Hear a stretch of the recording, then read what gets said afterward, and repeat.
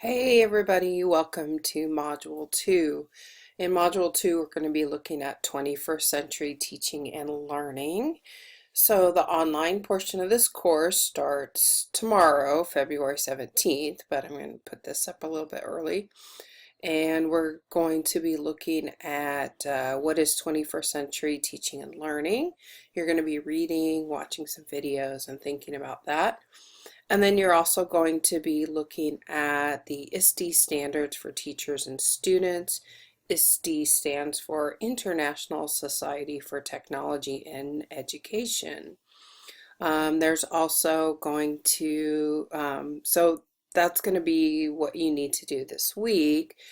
There are going to be 2 required reflective journal entries for this module. But all the content for those 2 required journal entries are in this part of the module, so they're part of the online component. So think about that while you're working through this module. So the overview video will be here once I'm done with it. All right, so to access the learning module, you just click on the title. And here's an overview of the online component. So again, you're going to be developing your understanding of 21st century teaching and learning, and we're looking at the ISTE standards. Now here are the 2 prompts that you need to address in your reflective journals for Module 2. So you still have to do 5 entries altogether. 2 of them will deal with prompt 1 and 2, and then you just have to come up with 3 other ones that you will address on your own. So in this module, you have 2 that are required and 3 that are up to you. So the first prompt says, after watching the videos and reading the materials presented in part 1 of Module 2, discuss how your concept of 21st century teaching and learning has changed, and be specific, okay?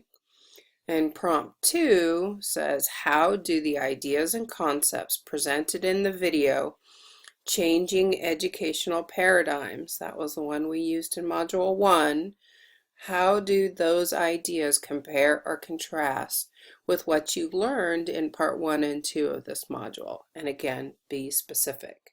So of course your journal entries aren't due until a week after the module is over, but I would suggest that you do those during the time that you're spending online, because it'll be fresh for you, but it's up to you.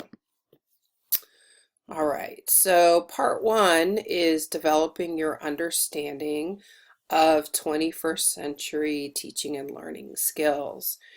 Yes, we're already 16 years into the 21st century, but it's still something that's being talked about quite a bit because we're still kind of getting a handle on how the educational landscape is changing. I mean, you know, it is really a time of change right now. So think about that as you go through all the components in this section. All right, in this, the first part, there's 2 videos, and I want you to watch both of those. I would suggest that you take some notes while you're going. You can pause when you need to stop and think, or write some stuff down. But this one is just kind of an overview, and it's fairly short. If you look at it, it's about 3 minutes. And then this one is a little bit longer. If you look at it, this one is almost 22 minutes long. So, you know, time yourself, give yourself a chance. Sorry if you hear that. That's my cat knocking things over in my office. If you, you know, sit down, make sure that you have 25 minutes to devote to watching the video. Okay, you can always, you know, watch it and watch it again if you need to skim through it first. But all right, so watch those videos.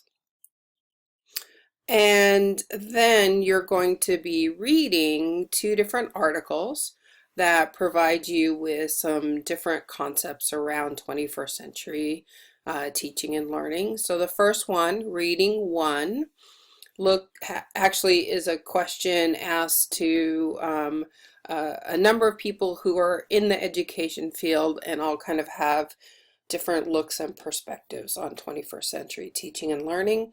So I would definitely, take some time to read through that.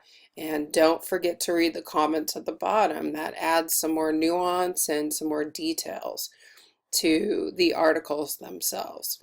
The second one is written by a teacher who talks about how she's working with her students and helping to become a 21st century teacher. So read these two articles. And then the last part of part one, there are lots of different organizations that are promoting 21st century teaching and learning. I want you to start off first by looking at the P21 Partnership for 21st Century Learning. If you click here on the title, it'll take you to the main website, but I want you to focus on this framework that they have for 21st century teaching and learning. So if you click on that, you'll see that they've got a graphic for their framework, and then if you scroll down, you'll see the full framework in a PDF. Check that out. And then they have their framework outlined here, and then each of these here is a link to more detailed information. So I really would like you to spend some time exploring this website, clicking on those links, looking at those different components of 21st century learning, and then they've talked about 21st century standards. When you come back, excuse me, when you come back to the online module, the learning module, and you go to the next section, so this is part two, this is where you're going to be looking at specific standards for technology and teaching and learning with technology. These are developed by an international organization known as ISTE. And they've come up, you can see, with standards for students, teachers, administrators, coaches, computer science educators, etc. And so these, if you think about standards in education, right now we're switching over, everybody's switching to the Common Core. Those are the content standards, or the NGSS, the New Generation Science Standards.